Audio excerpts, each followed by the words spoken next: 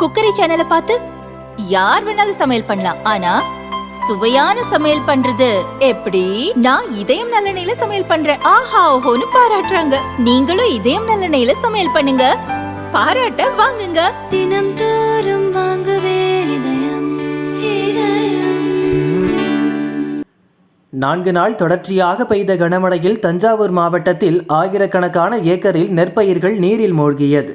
அருந்தவபுரம், அம்மாப்பேட்டை, தோப்புக்காடு உள்ளிட்ட பகுதிகளில் கதிர் பால் பிடிக்கும் பருவத்தில் நூற்றுக்கணக்கான ஏக்கர் நெற்பயிர்கள் தண்ணீரில் சாய்ந்து கிடக்கின்றன. வயலுக்கு வந்த விவசாயி பொன்னம்மா பயிர்கள் தண்ணீரில் சாய்ந்து கிடப்பதை பார்த்து பெரும் கவலை கொண்டார்.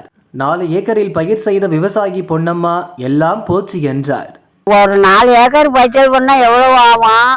தண்ணி மழை பெஞ்சது வேற, வாய்க்கால் தண்ணி வேற, வெள்ளம் கூடி அடிச்சு நாரி விட்டு பயிர் இன்னமும் ஒன்றுக்கும் ஆகாது. ஏதாச்சும் இந்த கவர்மெண்ட் பார்த்து எங்களுக்கு நல்ல பொழுத விநியோகிக்கணும், நடவடிக்கை எடுக்கணும். நீங்கள் ஏதாச்சும் செய்வீங்கன்னு தான் இப்போ பலனில் இருக்கோம். நாங்கள் கருது சுத்தமாக அழிவிட்டு ஒன்றுக்கும் ஆகாது. அதை ஏன் இந்த மாதிரி பேசுகிறாங்க? நான் வயலுக்கு 8 நாளாவது.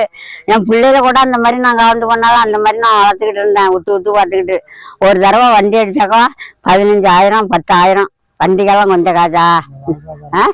இந்த இதாக போயிட்டு எங்களுக்கு ஏதாச்சும் வேற வழி வெட்டினாதான்.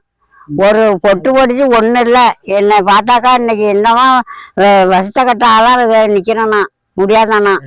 என்ன எல்லாம் வயல்லேன்னு ஊருக்கு இதாக பைச்சல் பண்ணால் இன்னைக்கு போயிட்டு ஒன்றும் இல்லாமல் போயிட்டு 70-80,000 ரூபா செலவு பண்ணி இன்னைக்கு தடுமாறி போய் நிற்கிறோம். ஏதாச்சும் கவர்மெண்ட் பார்த்து எங்களுக்கு முடிவு எடுக்கணும். அத்தாங்கண்டு போச்சு. இது தண்ணி காட்டு தண்ணி வாய்க்கா தண்ணியும் போட்டுட்டு வந்துட்டு அப்புறம் என்ன பண்ண முடியும்? மழை பெய்யவும் வாய்க்கால தண்ணி நிறையா வந்துட்டு தான் ஒன்றும் பண்ண முடியாது சார். அது நம்புறதுல இப்போ பிரயோஜனம் கிடையாது. அவருக்கு 30-40,000 ரூபா 40,000 ரூபா. இப்போ அதெல்லாம் இப்போ ஒரு ஆளை கொண்டாந்து இவருக்கு உடம்பு சரியில்லை, மருந்து அடிக்கிறதுக்கு அன்னைக்கு 700 ரூபா, சாப்பாட்டோட 700 ரூபா அன்னைக்கு ஆயிருக்கு. இல்லைன்னாக்கா குஞ்சா பாட்டில் நெம்தா பாட்டில் அவங்களுக்கு தான் பெரும் தொல்லையா இருக்குன்னு தான் நிற்கிறாங்க கேளுங்களேன். அவங்கள